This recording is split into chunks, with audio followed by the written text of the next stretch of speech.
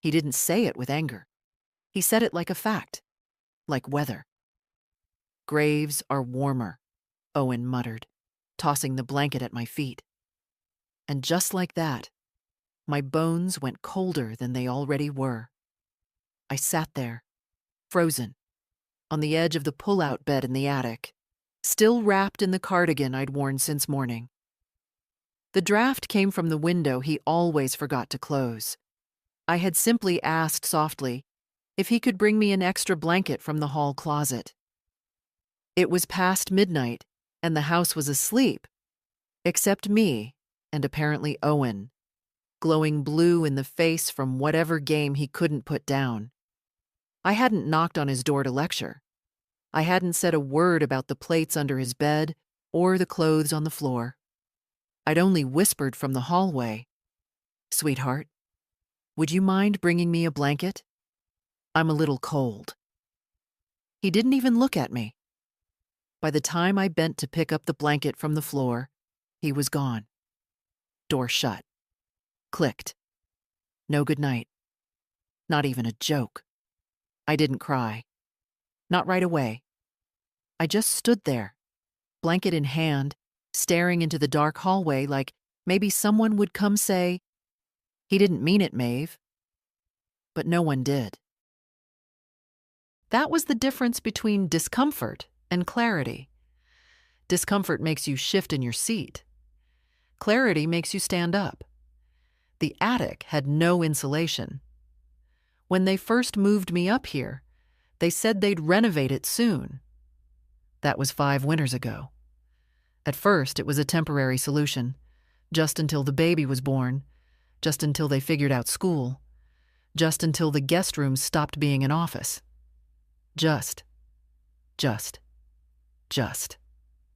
I was always happy to help. They were family. Family means you don't need a door to your room. Family means you cook without being asked, and never mind the thanks.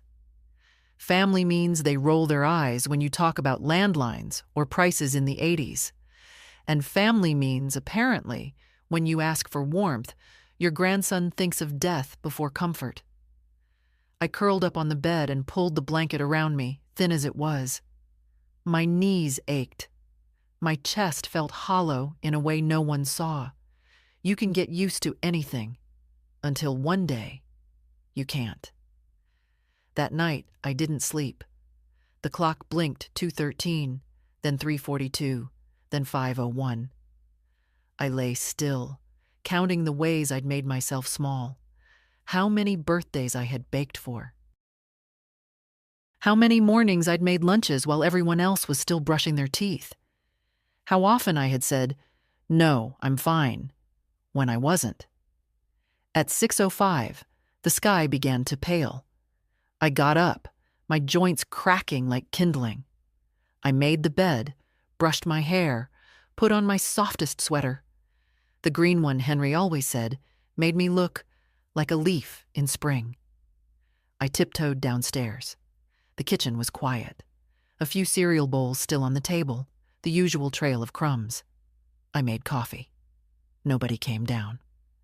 I sat by the window, steam rising from my mug, and looked at the yard. October light. Damp grass. Mailbox tilting like it, too, had grown tired of holding things that weren't meant for it. It wasn't about the blanket. It was about the last 5 years. It was about how silence became the language we spoke, how asking became begging, how dignity was something you wrapped in foil and set quietly on the table so no one would say you were bitter. At 6:47 a.m., I opened my laptop, typed, one-way bus ticket, Oregon coast. Click. The page loaded slowly, as if even the internet was asking, "Are you sure?" Yes. Yes, I was. By the time the others came down, I had already cleared the kitchen. The bowls were in the sink, the counter wiped. I moved quietly, not out of courtesy, but out of habit. The kind you don't notice forming until it's the only rhythm you know. The twins were first, stomping down the stairs like colts on linoleum, arguing about a charger. No "good morning" Not even a glance. I poured more coffee and watched them tear open a cereal box I'd bought last week. No one else ever seemed to notice it was me restocking the pantry. Groceries didn't appear by magic, but apparently I did. Next came Lisa, my daughter. 41, tired-eyed, and already typing something into her phone. She sat at the table, still in her robe, sighing like the day had insulted her personally. "Morning, Mom," she said, without looking up. I nodded. I didn't trust my voice. She didn't notice. I moved to the sink, rinsing a plate that wasn't mine, while the words from the night before looped in my head like a scratched record. Graves are warmer. It wasn't the cruelty. Children say cruel things. Teenagers even more so. It was the absence of response. No footsteps behind him. No door opening again with, "I'm sorry, Gran." No Lisa coming upstairs to ask, "What happened?" They had given him their silence, and in doing so, had given him permission. Lisa stood to make her smoothie, blender roaring as if it were punishing the fruit. I dried my hands on the towel, folded it neatly, and laid it beside the sink. My coffee had gone cold. "You didn't sleep?" she asked, pausing between blend cycles. "No," I said. She frowned at her phone again. "Well, I hope you can nap today. Owen's still asleep, but he's got a big test this afternoon. He's been under pressure. Try not to take things personally. Try not to take things personally." My God. That's what they'd say when I was erased. When one day I'd slip on the porch or forget to turn off the oven, and they'd sigh over paperwork saying, "She means well," as if I were already past use. I took a breath. "Lisa," I said evenly, "I won't be here tonight." She looked up. "What do you mean?" "I'll be staying in town, just overnight." "Is something wrong?" "Wrong?" I wanted to laugh, but I didn't. "Just something I need to do," I said. She narrowed her eyes. "Is this about last night?" I shook my head slowly. "It's not about one night." She didn't like that answer. The twins were still arguing. Owen's door creaked upstairs. Lisa's phone buzzed again. And I, Mavelyn Joyce, became invisible in real time. At 8:10, I stepped out onto the porch. A chill in the air. I wore my husband's scarf around my neck, and in my coat pocket, 3 things: my wallet, my ID, and a folded piece of paper with a ticket number on it. Bus to Astoria, 11:00 a.m. They didn't ask where I was going. They didn't stop me. They didn't even follow me to the door. When the bus pulled into the Greyhound station, I stood quietly among the strangers. A girl with a backpack larger than she was. A man tapping a cigarette on his phone case. An older woman in church shoes reading a Bible with a cracked spine. Nobody asked me what I was running from. That was the first gift of the day. I stepped onto the bus and found a seat by the window. The vinyl cracked beneath me. The air smelled like exhaust and coffee from someone's thermos. I didn't care. I was gone. Out the window, the town rolled past like a film I'd watched too many times. The gas station where Henry once fixed the flat. The thrift store I used to volunteer at before my help was needed more at home. The stretch of highway that led nowhere for miles. I didn't cry. I just watched. And when we passed the sign that read, "Thank you for visiting Somerville," I whispered, "You're welcome." The hotel was small, unassuming, and quiet. The kind you'd never notice unless you were looking for it. That's why I chose it. No lobby music, no over-friendly receptionists. Just an old man behind a counter who looked up from his newspaper and nodded. "Name?" he asked. "Maeve Joyce." He checked the list. "Room 6. End of the hall. I paid in cash. He didn't ask for more. Inside, the room smelled like soap and pine cleaner. One double bed, one worn armchair, a small desk under the window. No art on the walls. Just beige silence. I set down my bag and sat on the edge of the bed. My hands trembled, not from fear, but from the unfamiliar stillness. I had no one to make tea for, no one to cook for, no schedules to memorize, no noise behind every thought. Just breath. I took off my coat and folded it over the back of the chair, pulled out my notebook, began to write. Step 1. Finances. I had made the first move, but now I needed to draw the line fully, on paper, with numbers. It had been too long since I looked at my accounts not through the lens of what someone needed from me, but what I needed to live. I took the bus downtown. The branch office of my credit union stood between a shuttered diner and a nail salon. The same place Henry and I opened our first savings account after the war. The teller, a polite man in his 30s, glanced at my ID and smiled. "How can I help you today, Miss Joyce?" "I need to make some changes," I said, and laid my notebook on the counter. In it, every auto payment linked to Lisa's household, mortgage contributions, school tuition withdrawals, utility bills, a monthly deposit into something labeled Family Essentials, which apparently included streaming services, sports fees, and organic snacks no one ever offered me. "I want all of these canceled." The man blinked. "All of them?" "Yes." He looked at the list again. "These accounts have been active for years." "I'm aware," I said calmly. He hesitated. "We may need to verify. Some of these are joint access." "With your daughter?" "They were." I took out the legal folder I had prepared months ago and never had the courage to use. "Here is my sole authorization notice, filed last spring, just never activated, until now." He read it, nodded. "Yes, ma'am. We'll begin the process today. Some may take a few business days." "I'll wait." He glanced at me, uncertain. "May I ask, is everything okay?" I gave him the same answer I'd given every doctor since I turned 60. "As okay as it needs to be." On my way out, I passed a woman my age, arguing on the phone. "Well, if you needed the money, you could have asked like a decent son." Her voice was tight, not angry, just tired. I caught her eye.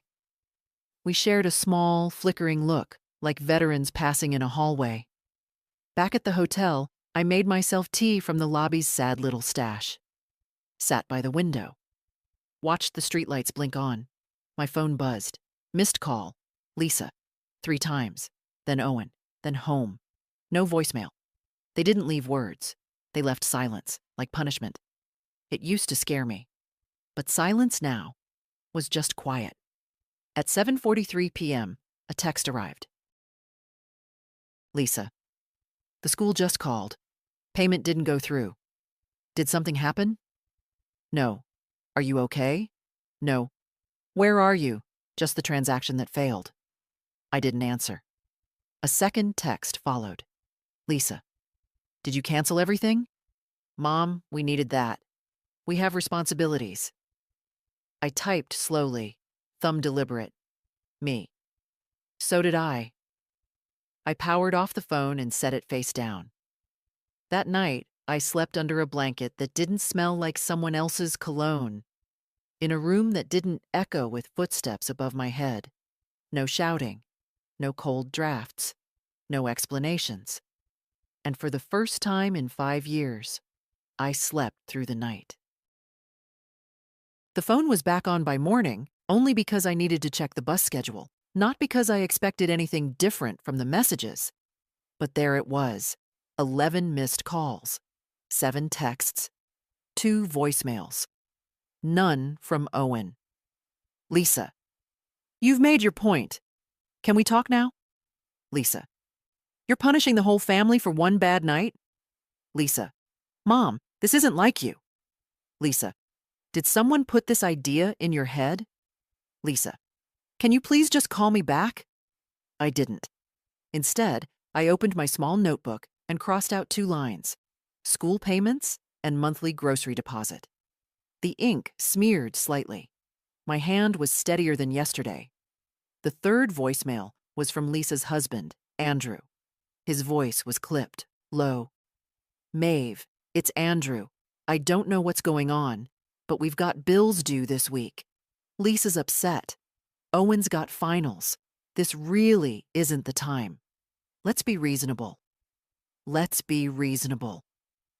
They always used that line when they were losing the upper hand. They said it when I asked why I was never included in decisions. They said it when I questioned why I wasn't allowed downstairs when company came over. That word, reasonable, wasn't about kindness. It was about control. At 10 a.m., I took a cab to the legal office listed on the back of my estate binder. An older gentleman greeted me in the waiting room. His name was Mr. Delano.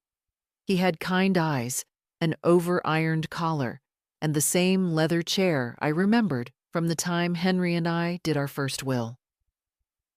I wasn't sure you'd ever come back, he said gently. Neither was I. We went over the details. My accounts. The trust fund I'd created for emergency family support. The one Lisa didn't know existed because it had never been used the way I'd imagined. I want to dissolve the shared oversight, I said.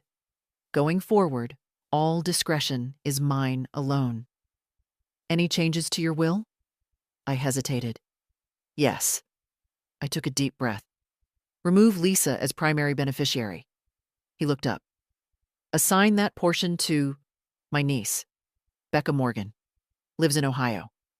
Has never asked me for a dime. He nodded and began typing. And the small account Henry left for Owen, I added. Keep it. But make it contingent on a letter. A letter? A personal one. If he wants it, he has to write me one, explaining why. Mr. Delano paused, then smiled slightly. Understood. After we finished, he handed me a copy of the revisions to review. I slipped it into my bag without looking. I knew what it said. Outside, the wind had picked up, the kind that smells like fall coming too fast. I wrapped my scarf tighter and walked 2 blocks without thinking, just to move. Ended up at a diner, vinyl booths, real sugar on the table, the kind of place nobody judged you for sitting alone. The waitress, no older than 20, refilled my coffee without asking. Cold day for a walk? I smiled. Cold is relative? She nodded, not understanding, but trying. When I returned to the hotel, there were more messages. Now Owen's name showed up. Owen. So you're just ditching us? Owen. Whatever. I knew you were dramatic. Owen. You didn't even say goodbye. Owen. Grandma? That last one caught in my throat. But I didn't respond. Instead, I turned to a fresh page in my notebook. Next steps. Find long-term place. Cancel storage unit at Lisa's. Ship boxes to new address. Change mailing address. Find dentist. Find doctor. Find life. I underlined that last part twice. Then I made tea and sat by the window and waited for the moment where I felt guilt again. It didn't come. By the 3rd morning away, the panic in their messages had shifted tone. Less outrage, more bargaining. Lisa. Mom, please, we need to sort this out. Andrew. This is going to ruin Owen's semester. Please think of him. Lisa. Where are you staying? Are you safe? We can talk if you come home? No one asked why I left.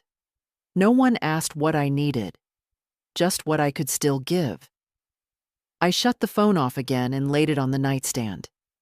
The room smelled faintly of lemon polish from the cleaner who'd passed through while I was out. The sheets were crisp. The silence had begun to feel like something I owned, like a small animal resting on my lap, purring. I pulled out the notebook and began a new page. What I actually need: a roof where the door locks from the inside, a window that opens without sticking, a kitchen where every drawer belongs to me, a chair no one else will take, a garden, even if it's just pots on a stoop, a place where my name isn't a burden. I added, almost without thinking, salt air. I stared at the words. Oregon coast. Henry and I had gone once, 35 years ago. A motel on a cliffside, the kind where the fog rolled in so thick you thought the world ended at the balcony. We'd eaten chowder in paper cups, and he'd said, "If we ever run away, let's run here." I'd forgotten that. Or maybe I'd just buried it under casseroles and permission slips. I opened the laptop and typed, Oregon Coast Rental. The first listing was a one-bedroom cottage in a small town 2 hours north of Astoria. White siding, blue shutters, a porch barely big enough for a chair. The kind of place people call cozy before they know what loneliness feels like. But it was enough. It was mine. I clicked Request Info. Then I called the bus line. "Can I change my ticket?" "You can upgrade to a through fare," the man said. "Straight to Seabright. Leaves Friday." "Friday's fine," I said. "One ticket." When I hung up, my hands were steady. My heart wasn't racing. I was just moving. That evening, I walked to the drugstore for toothpaste. The clerk, a boy with a pierced eyebrow, bagged my items and said, "You're not from around here, are you?"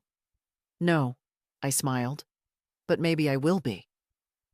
Back in my room, I opened my suitcase. Began to sort. Half of what I'd packed I didn't need. The dress Lisa had bought me for some holiday party I'd been too tired to attend. The mug Owen had given me for Mother's Day. He'd found it at a yard sale. Chipped, but with "World's Best Grandma" fading on the side. I held it for a long time, thumb over the crack. I put it back in the suitcase. Not everything had to be left behind. By the time the streetlights flickered on, my bag was lighter.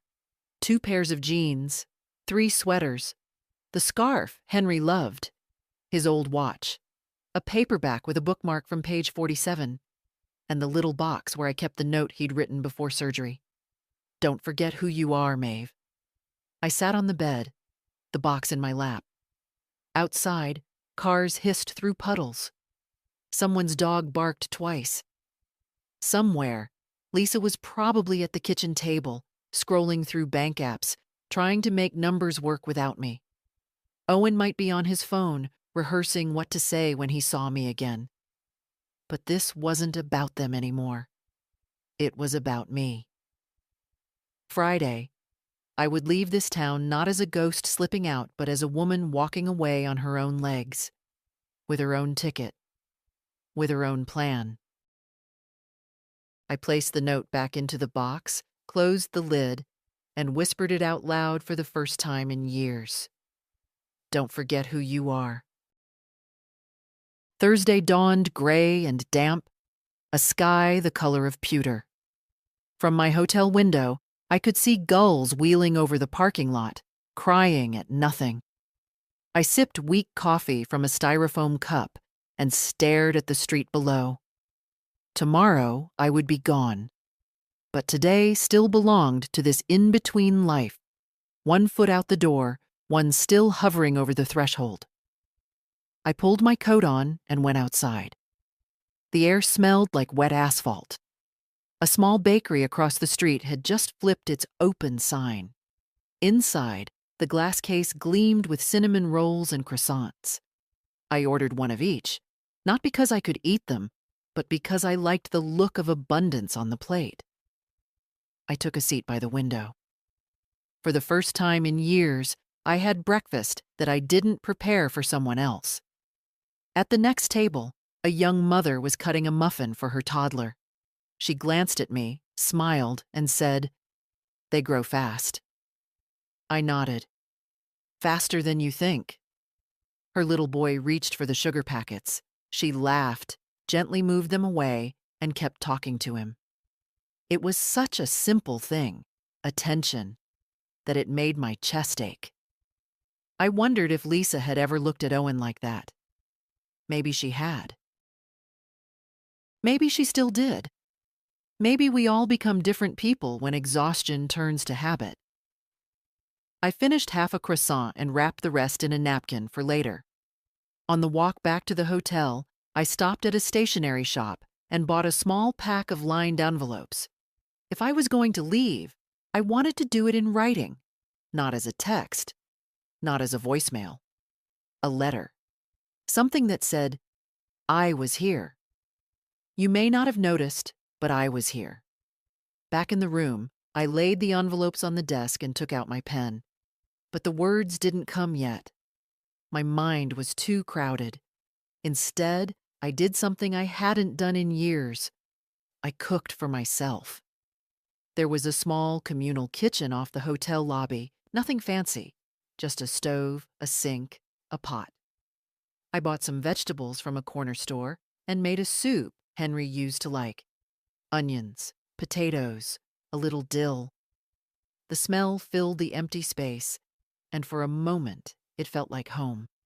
Not Lisa's house, not the attic, not even the home Henry and I built. Just a room where I belonged. The desk clerk passed through, sniffed the air. Smells amazing, he said. Old recipe, I answered. He smiled. You here for long? No, I said. Just long enough. I carried the bowl upstairs and ate slowly at the desk. The spoon clinked softly against the china. Each bite warmed me more than any blanket had in years. Around noon, the phone buzzed again. Messages from Lisa, shorter now. Lisa. Mom, please. We don't know what to do. Owen's upset. Andrew's furious. Can you just come back and we'll figure it out? Then another, softer. Lisa. I didn't know he said that to you last night. I'm sorry. I should have been there. Please call me. I set the phone down, face up. Watched the screen go dark. My hand hovered over it, then pulled back. Not yet. I turned to my notebook instead. Packing list. Ticket ID, Henry's scarf. Watch note box. Mug underneath, I added. Courage. I drew a box around the word. It was only 1:15 p.m., but I already felt tomorrow pressing against me like a tide. The difference between running away and walking away was planning, and for the first time, I wasn't running. I folded the envelopes and slid them into my bag. The words would come later, when I was ready, not when they demanded. Downstairs, the soup pot still smelled of dill. The desk clerk had ladled himself a bowl. This is incredible, he said when he saw me. I smiled. Keep the recipe, I told him. It's for days when you remember you deserve to be fed. The lawyer's office smelled like dry paper and carpet glue, a place where decisions outlived the people who made them. The walls were lined with shelves of red folders, names stamped in gold, dates that stretched back decades. Everything here was quiet, measured, irrevocable. My appointment was at 10 a.m. Mr. Delano greeted me with a warm nod and no small talk. That was what I liked about him. He didn't act surprised that I was doing what I was doing, as if a woman in her 70s finally taking back her life was a perfectly ordinary Tuesday. Shall we go over the documents one more time? He asked, already opening the folder labeled Maeve Joyce. I sat across from him. Let's. We went through each page. Revocation of financial power of attorney previously shared with Lisa. Establishment of sole control over all assets and investments. Amendments to my will. Lisa removed as primary. Becca Morgan listed instead. Trust fund assigned for my own care, not family emergencies. Small educational fund for Owen, still intact, but locked behind one condition. A letter. in his own hand. "Is this too harsh?" I asked, not because I doubted myself, but because some small part of me had been trained to apologize for drawing breath. Mr. Delano didn't flinch. "It's measured. It's your right. It's overdue." I signed. My hand didn't shake. When it was done, he folded the documents into a large envelope and slid them across the desk. "This is yours. Keep it somewhere safe." "I will." He hesitated before standing. "Can I ask you something, Ms. Joyce?" "Of course. Do you want to send them copies?" I thought for a long moment, then shook my head. "Let them feel the absence first. The paper can come later." He nodded. "Fair." Outside, the wind had picked up again. I paused on the steps, envelope tucked under my arm, and looked up at the sky. Blue pushing through clouds. A moment of stillness, and then, without warning, tears welled. Not grief, not anger, relief. The kind that comes when you finally step out from under a weight so old, you forgot it wasn't part of your spine. I walked to the cafe 2 blocks over, sat in a corner booth, ordered a sandwich I didn't need and coffee I wouldn't finish. I just wanted to sit, to feel what it was like to exist in a space that didn't ask for anything from me. While I was there, I took out the blank envelopes again, wrote 3 names: Lisa Andrew Owen. I stared at them, no words yet, but now they had shape. Now they had direction. When I got back to the hotel, the messages had multiplied. Lisa: "Mom, you don't have to cut us out like this." Lisa: "It's not fair." Andrew: "We've supported you too, you know." Lisa: "Owen's been crying. Are you really going to let this be the last thing between you?" The last thing? They thought it was final. They thought the conversation had ended when I left. No. This wasn't the end of a conversation. This was the first time I'd spoken. I didn't reply. Not yet. I repacked my suitcase. Folded each item with care. Not rushed. Not afraid. I placed the lawyer's envelope on the bottom, beneath the sweaters. Then the notebooks. Then the mug. Everything else could be replaced. Everything that mattered, I was bringing with me. At 5, I ate the rest of yesterday's soup. Poured myself a small glass of wine I'd picked up at the corner store. Held it up to the window. "To Henry," I whispered. "Who knew I'd do this someday? Even when I didn't." Outside, a dog barked in the alley. A couple laughed on the sidewalk. Somewhere, life kept spinning, but tonight I was no longer on the edge of it. I was stepping back in. I woke before dawn. No alarm, no knocking, no footsteps overhead. Just the soft silence of a room that didn't belong to anyone else. I stretched, slowly, bones reluctant but responsive. My hands found the edge of the quilt, warm from my own heat, not borrowed from someone else's thermostat, not dependent on anyone's permission. Today was Friday.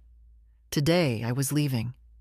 I brewed a cup of hotel coffee, bitter and thin, but drank it anyway. My bag sat by the door, zipped and ready. The envelopes were tucked inside, unsigned. The lawyer's documents wrapped in a scarf. The mug cradled in a sweater to keep it from breaking. Nothing left to do but wait. Still, my fingers itched. My mind paced. I opened the small suitcase again, not to add or remove, but to see, to remember. Tucked between 2 folded shirts was a plain cardboard box, small, the corners soft from time. I pulled it out and sat cross-legged on the bed, the box in my lap. The lid slid off with a familiar whisper. Inside, Henry's old wristwatch stopped at 4:18 p.m., the time of his surgery. A ribbon from a county fair pie contest I'd entered in 1981. The train ticket stub from our honeymoon, and a card. Simple. faded blue. Inside, his handwriting, the lines slightly slanted from the pain in his wrist that he never talked about. Don't forget who you are, Maeve. I ran my finger over the words. How many times had I read them? Dozens? Hundreds? But always in secret. Always with the shame of needing the reminder. As if remembering yourself were weakness, not survival. I slipped the card into my coat pocket. I wanted it near. At 7:45, I took the elevator down. The lobby was empty. I left the room key on the counter with a note. Thank you for the quiet. Outside, the air smelled of damp leaves and morning bread from the bakery across the street. I crossed slowly, suitcase wheels ticking softly on the sidewalk. I bought a roll, still warm. Took a seat at the window. The same girl from before was working the counter. She smiled at me like I was a regular. Maybe I was. At 8:15, the phone rang again. Lisa. I didn't answer. Then another call. Not Lisa. A different name. Owen. I stared at the screen. Let it ring. A part of me imagined his voice. Would he say he was sorry? Or just scared? Would he apologize? Or plead? The phone fell silent. Then a message. Just one line. Are you really gone? I didn't know what to say. I took out one of the envelopes. Wrote his name again. Carefully, slowly. Thought about what he might need to hear one day. Not now. But maybe when he's 35 or 42, and wondering why the people who raised him became shadows. I would tell him the truth. But not today. At 9, I hailed a cab. The driver, middle-aged, smelled of mint gum and wintergreen. He didn't talk. I liked him immediately. Bus station, please, I said. He nodded and pulled into traffic. I watched the town roll past. The used bookstore I hadn't entered. The park bench I sat on that second night. The alley where someone's cat always appeared just after dark. My days here had been brief, but they'd been mine. Every step I took was mine. Every silence I chose. Every boundary I drew. At the station, the bus was already idling. The driver took my bag with a nod. You heading to the coast? He asked. I am. Good place to disappear. I smiled. I'm not disappearing. I'm arriving. He tipped his cap. Even better. I climbed the steps, chose a window seat halfway back. The vinyl squeaked. The engine hummed. I leaned my head against the glass. As the bus pulled away, I didn't look back. Not at the hotel. Not at the street. Not at the version of myself I'd shed like a second skin. Ahead was the road, long and open.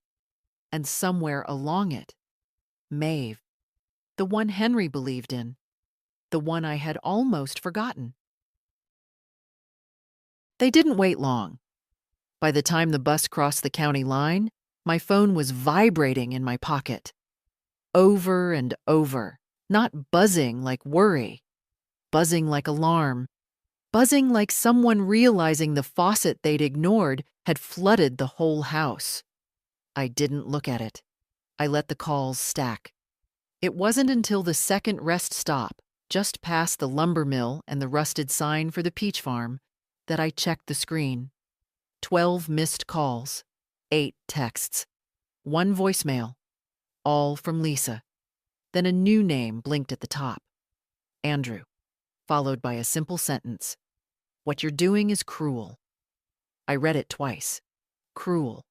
Was it cruel to stop being used? Was it cruel to say no more after years of unthanked labor? Was it cruel to reclaim a life I had shelved for their convenience? Cruel. I put the phone down on the empty seat beside me and turned back to the window. Trees blurred past, miles and miles of pine. Every now and then, a break in the woods showed a slice of sky, wide and unworried. My throat tightened, but not from sadness. from knowing finally that I didn't owe anyone a performance. At the next town, I got off briefly to stretch my legs. The sun was peeking through now, slanting in low and gold across the pavement. The bus driver leaned against the open door, sipping a soda. "Long ride?" he asked. "Long life," I said. He laughed. "Ain't that the truth?" I smiled. "But it's not over yet." Back on the bus, I turned my phone back on. This time, I listened to the voicemail. Lisa's voice, thin and sharp. "Mom, I don't understand what this is. I don't even know what you want from us. You can't just vanish and freeze us out like this. Owen's a wreck. Andrew's furious. You've put me in an impossible position." I paused it there. Rewound. "You've put me in an impossible position." As if my existence had always been something to manage. As if I were a tax bracket, not a person. I pressed delete, then typed a message. "Me, Lisa. You are not in an impossible position. You are simply in one where I am no longer funding your comfort. There is a difference. Send. No apology, no soft edges. Just the truth." Another hour passed. The landscape shifted. I could smell salt now, faint but growing. Somewhere up ahead, the ocean was waiting. I imagined the cottage again, the white siding, the chipped porch, the garden pots along the edge. It didn't matter if it was small. It was mine. And then, as if summoned by my silence, the phone buzzed again. Owen. His message was short. "Grandma, I messed up. Please come back." That one I read 3 times. It wasn't an apology, not fully. It didn't say what he'd done. It didn't say he understood. But it cracked something open, just a hairline fracture. I didn't respond, but I didn't delete it either. Instead, I reached into my bag and pulled out the envelope with his name on it. Slipped the card inside. No letter yet. That would come later, when I had the right words. When I knew they would be mine, and not words written out of guilt. I folded the flap closed and held it in my hands a long moment, then placed it back into the bag beside my notebook, beneath the card from Henry. As the bus turned onto the coastal highway, the world opened up in front of me. The ocean appeared like a secret suddenly remembered, vast gray blue, edged in foam. And I, Maeve Joyce, watched it roll in like proof that leaving isn't always loss. Sometimes it's the beginning of something you should have claimed a long, long time ago. The town of Seabright greeted me without fanfare. No welcome sign, no tourist shops. Just a narrow road lined with leaning pines and mailboxes that looked hand-painted. The bus pulled in beside a grocery store that doubled as the post office, and the driver helped me with my bag without a word. I thanked him, meant it, and stood on the sidewalk as the engine rumbled off. I was alone, completely, wholly, and not in the way I'd feared. It was early afternoon, the sun watery behind clouds. I walked the 2 blocks to the address I'd scribbled in my notebook.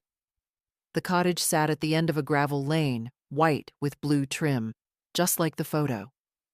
A rusted weather vane turned lazily above the porch. Wind chimes clinked, not in song, but in suggestion. The door had a key under the mat, as promised. Inside, the air was stale in the way that empty places always are. I opened the windows. A sea breeze pushed through like it had been waiting. The space was small. 1 bedroom, 1 narrow kitchen, a sagging sofa that smelled faintly of mothballs. The floor creaked, but it creaked with honesty. I walked through slowly, touching nothing yet, just taking it in. There was no attic, no stairs, no voices above my head. This was the whole house. It would never be grand, but it was enough. I set down my suitcase by the door, and I breathed. Later, I walked into town. It took 7 minutes. I counted. There was a library, a hardware store, a diner, and a bench facing the ocean that looked like it had known years of secrets. I bought groceries: a half-gallon of milk, bread, eggs, apples, tea. No one looked twice at me. That was the best part. Back at the cottage, I unpacked. Slowly, deliberately. Each item had a place now. The mug went beside the sink. Henry's scarf over the chair. The notebook on the nightstand. The card stayed in my coat pocket. Close. The sun dipped behind the trees by the time I boiled water for tea. I drank it sitting on the porch. A gull screamed somewhere. The wind lifted the edge of the rug. I didn't feel triumphant. Not yet. What I felt was settled, like a stone finally touching the bottom of the river. Then came the woman. She walked up the lane with a basket in her hands, wearing a red cardigan and gray sneakers. Maybe my age, maybe older. Her hair was wild in the wind, but her steps were sure. "You must be Maeve," she said, stopping at the bottom of the steps. "I am. I'm June. I live 2 doors down." She held out the basket. "Peach muffins. They're not good, but they're warm." I smiled and stood. "That's better than most things." She handed them over. "Saw the lights on? Figured you moved in today. People don't last long in this place. Too quiet for them." "I don't mind quiet," I said. She squinted at me, a little grin forming. "Then you might just make it." We talked a few minutes. Nothing deep, just where's the best coffee and how the power flickers during storms. Then she waved and left, just as unbothered as she'd come. The screen door banged gently behind her. I sat down again, muffins warm through the towel, and I laughed, not loudly, not bitterly, just enough. A quiet laugh, like a door creaking open in the mind, the kind that says, "You're still here." That night, I wrote in my notebook. Not a letter, not yet, but a sentence. Sometimes, leaving isn't the bravest thing you do, it's the first honest one. The next morning brought fog, low and thick, curling around the porch posts like it belonged there. I opened the front door barefoot, mug in hand, and stood just past the screen. The world looked faded, like someone had drawn it in charcoal and smudged the edges. I liked it. Out here, nothing rushed, not even light. I made breakfast slowly. Eggs, toast, half an apple, and sat at the kitchen table where the window fogged with steam. The salt in the air crept into everything. My clothes, the wooden spoons, the space behind my ears. It was like being baptized again, only this time by wind. Around 9, I wandered down to the library. It was smaller than I expected, just 2 rooms in a converted church, shelves where pews had once been. A bell above the door jingled as I stepped inside. The woman behind the desk looked up, glasses low on her nose. "You must be the newcomer," she said. "Maeve?" "Yes." "June told us you were coming." She extended a hand. "I'm Eloise." Her grip was dry and warm. She gestured to a clipboard. "If you want a library card, just a name and address." I filled it out. "Are you a reader?" she asked. "I used to be." "Then I got busy with other people's needs?" Eloise gave a sound between a hum and a chuckle. "That happens. But books wait. They're patient like that." She handed me a card, laminated, my name in ink. "Every Thursday," she said, "we have story hour for the local kids, ages 6 to 10. Wouldn't mind a second voice if you ever feel like reading aloud." I blinked. "Me?" She smiled. "You have that kind of face, the kind that's held a lot of stories." I said I'd think about it, but already I knew I would. I left with 2 books under my arm, one poetry, one fiction. As I walked home, the fog began to lift. Sunlight streaked through the trees like fingers spreading across a table. At the cottage, I made tea and sat on the porch with the poetry book open across my knees. A line caught me by surprise. What you leave behind is not what they remember. It's what they regret. I closed the book. Let that settle. Then opened my notebook. A new page. List of things I no longer apologize for. Saying no. Needing quiet. Eating first. Locking my door. Sleeping past 6 a.m. Not answering the phone. It felt like a prayer, a kind of private scripture. In the afternoon, I walked down to the beach. The water was steel gray and choppy, foam curling at the edges. A few gulls cried over the tide, and some boy was trying to skip stones with more heart than skill. I kept my shoes on, stood near the driftwood, let the wind slap my coat open. It was all so alive, and so unlike the still, airless rooms I'd spent the last 5 years inside. When I came back, June was sitting on my porch steps. "You like chowder?" she asked. "I do." "Good. Made too much." She handed me a lidded container. "Also, the diner does half-price pie on Tuesdays. Don't let them give you the stale slices." She stood. "You settling in okay?" "I think so," I said. "You don't talk like someone running." I looked at her. "I'm not." June nodded, satisfied. "You're staying for the right reasons, then." That evening, I warmed the chowder on the stove, ate it with crackers and the last of the apple, put on a sweater and curled up with the poetry book. I fell asleep in the armchair, mouth open, book on my chest. No footsteps, no doors slamming, no guilt. Just rest. Just mine. A week passed like breath, quiet, unnoticed, and necessary. I woke each day when I pleased, ate what I liked, walked without purpose. Some days I didn't speak at all, and the silence didn't scare me. It soothed. In Seabright, no one asked what I was doing with my time. They just let me have it. On Thursday morning, I returned to the library. Eloise greeted me with a thermos of tea and a tired smile. "You're just in time.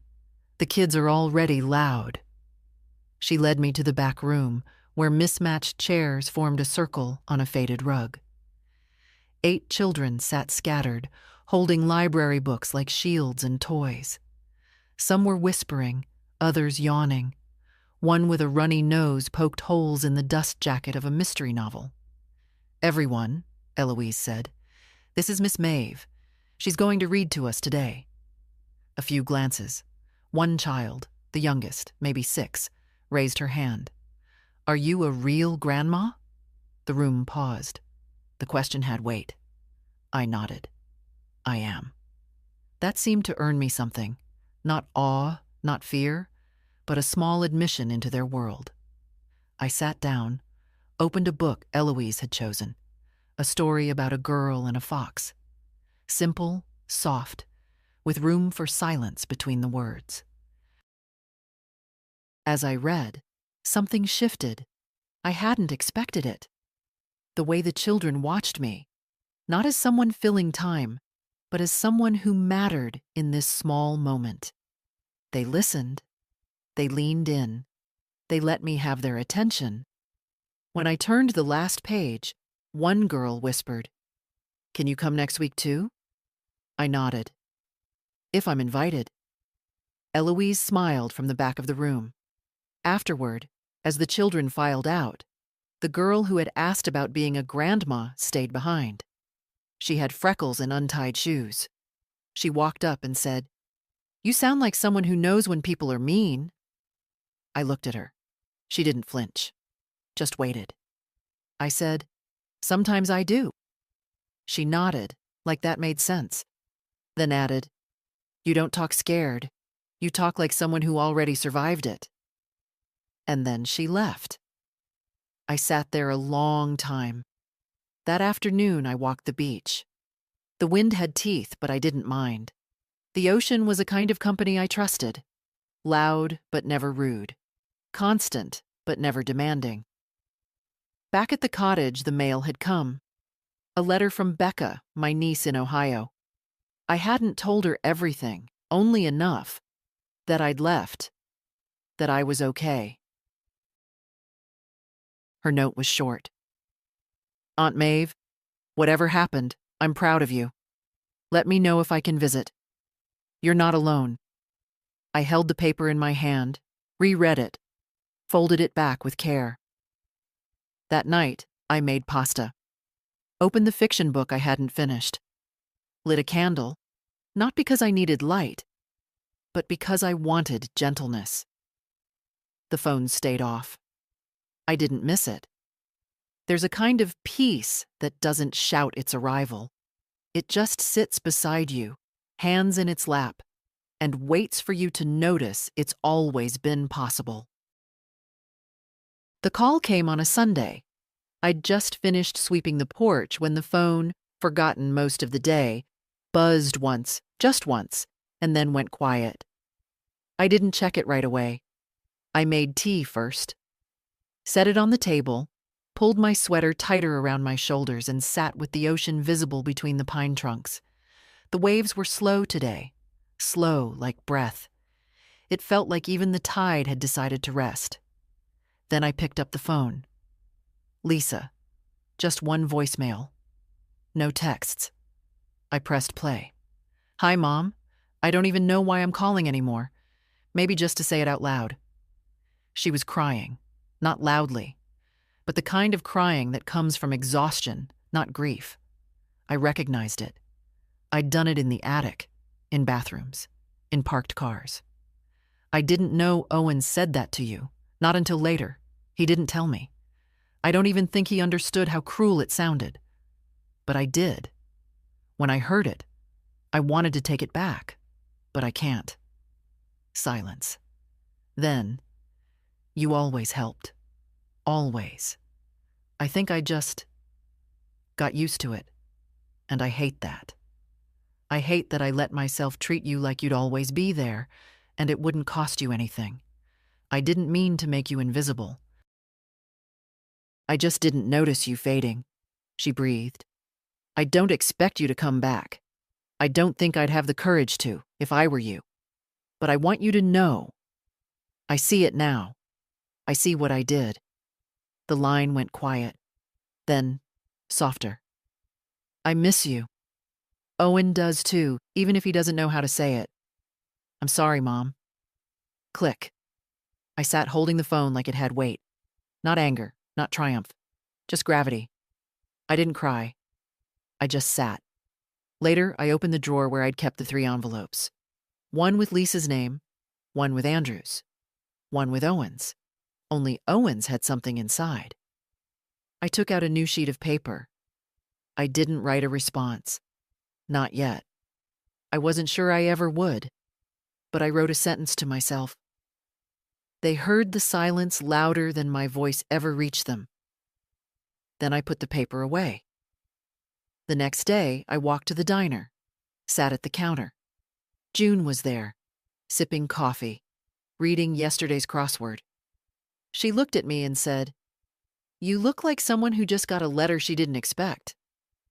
I nodded. "Was it kind?" she asked. "Eventually," I said. She smiled.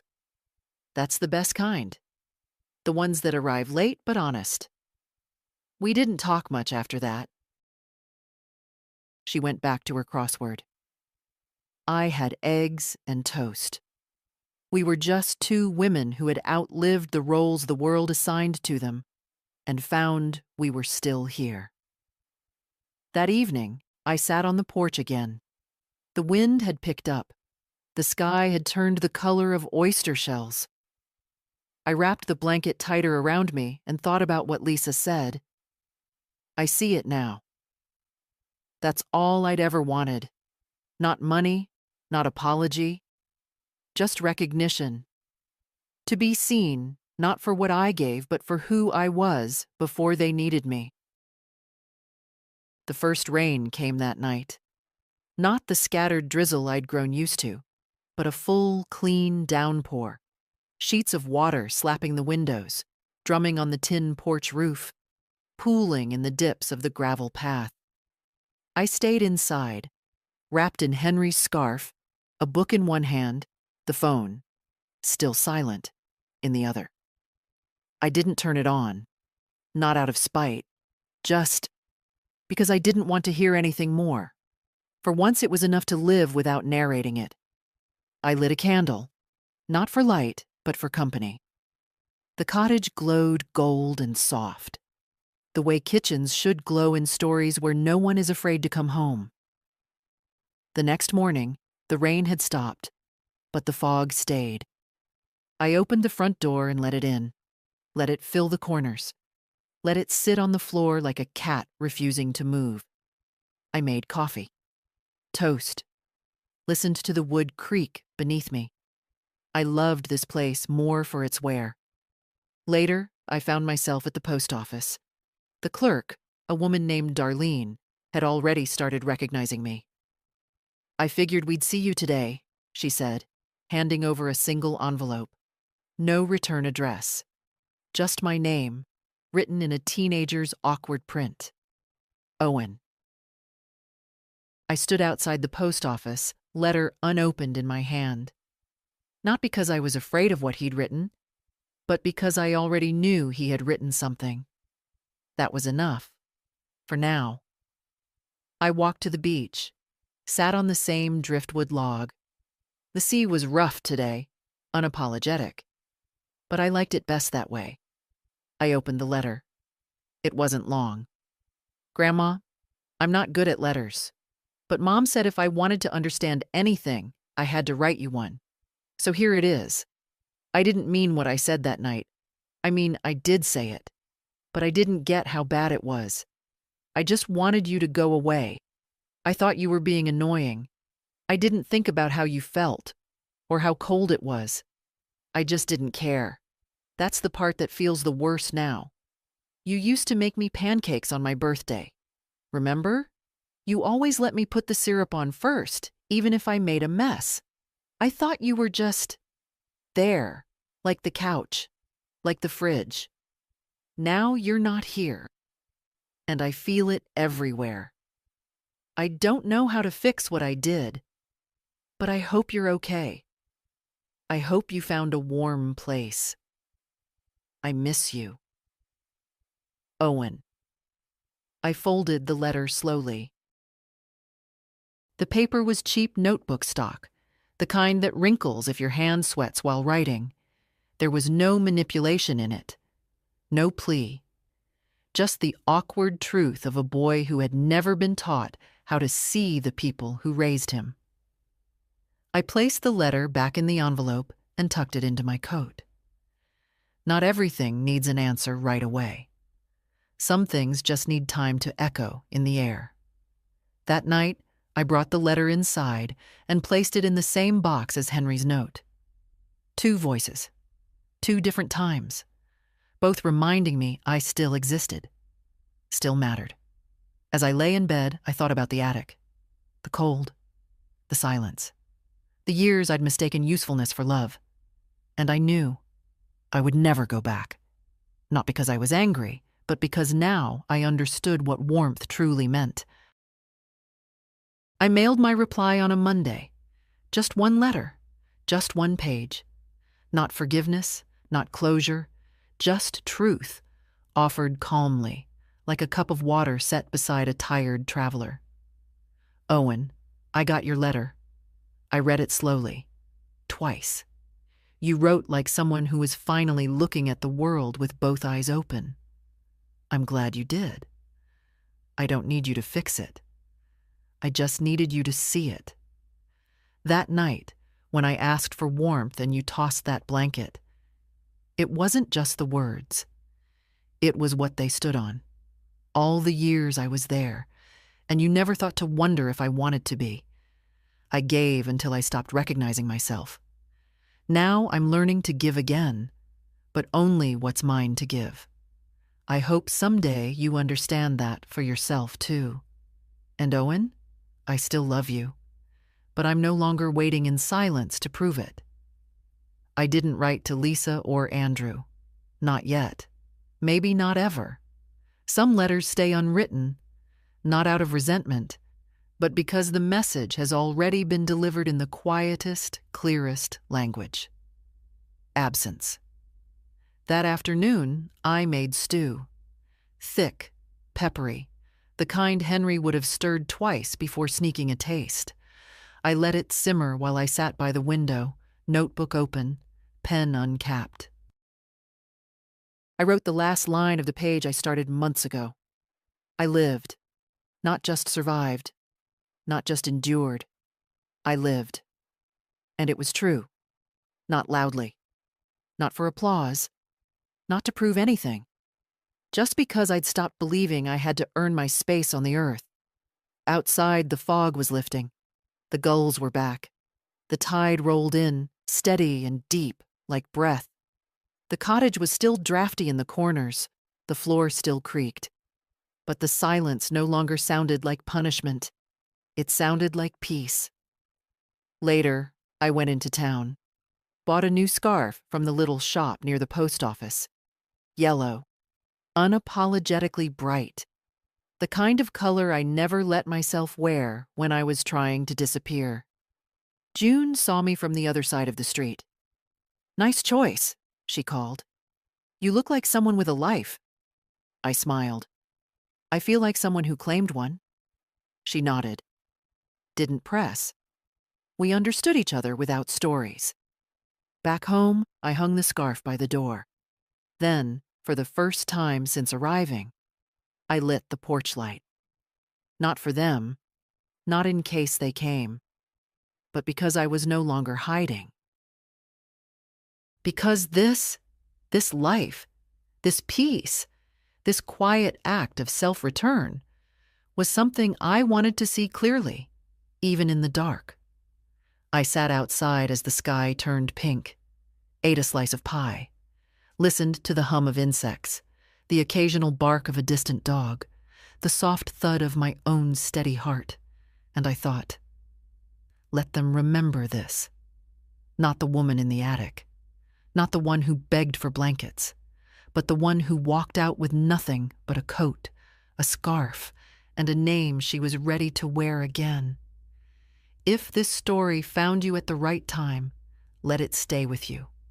And if someone made you forget who you were, may today be the first day you remember. Follow for more stories like this. Leave a comment if it echoed. You're not invisible. Not here.